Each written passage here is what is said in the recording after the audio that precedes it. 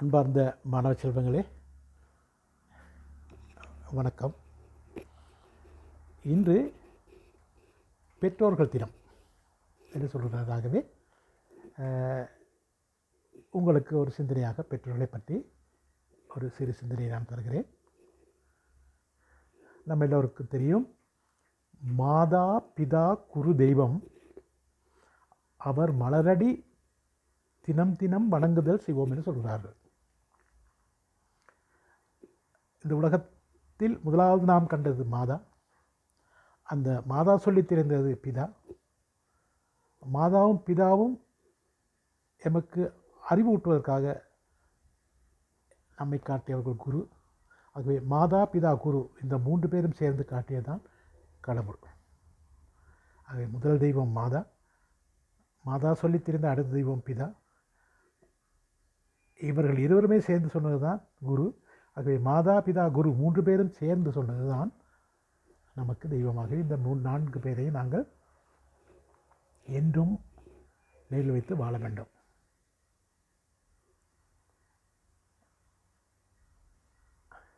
தாய் சிறந்தோர் கோயிலும் இல்லை, தந்தை சொல் மிக்கதோர் மந்திரம் இல்லை என்று சொல்கிறார்கள். தாய் கடவுள், ஆலயத்தின் கடவுள் கோயிலாக இருந்தால் அந்த கோயிலே வேத மந்திரமாக இருப்பவர் தந்தை. ஆகவே தாயும் தந்தையும் சேர்ந்ததுதான் நமது உலகம் என்று நாங்கள் தெரிந்து கொள்ள வேண்டும். பிறப்பு என்பது நாம் நினைப்பது போல லேசான காரியமில்லை. ஒவ்வொரு குழந்தையும் பிரசவிக்கின்ற பொழுது தாய் இறப்பை சந்தித்து விட்டுத்தான் அந்த பிறப்பை உங்களுக்கு கொடுத்துருக்காங்க, உலகத்தை கொடுத்துருக்காங்க. ஆகவே உங்கள் ஒவ்வொரு முகத்திலும் தாயின் மரணம் இருக்கிறது. அந்த மரணத்தையும் தாண்டி தான் உங்களை பிரசவித்து விட்டு தாய் இருக்கிறார். ஆகவே செத்து பிழைக்கிற அந்த தாயை நீங்கள் எந்த அளவு நேசிக்க வேண்டும் என்பதை நாம் மிகவும் கவனமாக இருக்க வேண்டும். படித்தவர்கள் படிக்காதவர்கள் என்று ஒன்றுமே இல்லை. அனுபவம் ஞானம் என்பது அனுபவத்திலே வரக்கூடியது. ஆகவே கல்வி கற்றதை விட கல்வி கற்காதவர்கள் ஞானிகளாக இருக்கிறார்கள். முகமது நபி அவர்கள் பள்ளியே செல்லவில்லை, இயேசுநாதன் அவர்கள், புத்தர் அவர்கள், இதே போல பல சமயக்குறவர்கள் சிவர் மகனை பித்தா பிறைசூடி பைத்தியக்காரன் என்று சொல்கிறார்கள். பித்தா பிறைசூடி பெருமானே அருளாளா என்று சொல்கிறார்கள். காடுடைய சுடலைப்பொடி பூசி என் உள்ளம் கவர்கள். காட்டிலே இருக்கின்ற பித்தனானவன் அங்கே இருக்கின்ற சுடலையில் இருக்கிற சாம்பலை பூசிக்கொண்டு திரிகின்றவன் என்று சொல்கிறார்கள். ஆனால் அவர்கள் அறிவிலை சிறந்தவர்கள், ஞானிகள் என்பதை நாங்கள் மறந்துவிடக்கூடாது. எப்பொழுதுமே பிள்ளைகள் தாய் தகப்பனது உடம்பிலே ஒரு பகுதி தான் நாங்கள். எம்மை பெற்றதற்காக தாயின் வயது, அழகு, இளமை எல்லாம் குறைகிறது.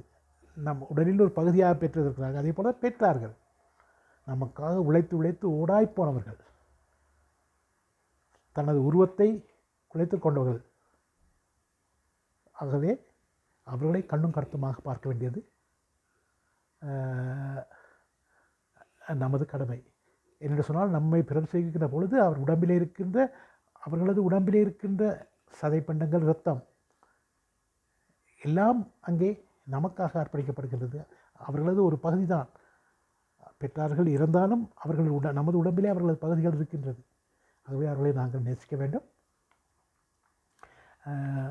நிறமுகூர்த்தங்கள் சொல்லுகின்ற ஜீன்ஸ் என்று 27 பரம்பரைக்கு தொடர்ந்து வரும். ஆகவே பெற்றார்களது சிந்தனைகள், பெற்றார்களது மாதிரிகள் எல்லாம் நம்ம உடம்போடு ஓடிக்கொண்டிருக்கும். ஆகவே பெற்றாரை நேசியுங்கள். இந்த பெற்றாரிடத்திலே நாங்கள் அவர்களை நேசிப்போம், ஒழுக்கமாக இருப்போம். இன்னும் அடுத்த எனது யூடியூப் பகுதியிலே உங்களோடு தொடர்பு கொள்வேன். உங்களுக்கு ஒழுக்கம், கற்றல் போன்ற விஷயங்கள் சொல்லிக்கொண்டே இருப்பேன். நன்றி, வணக்கம்.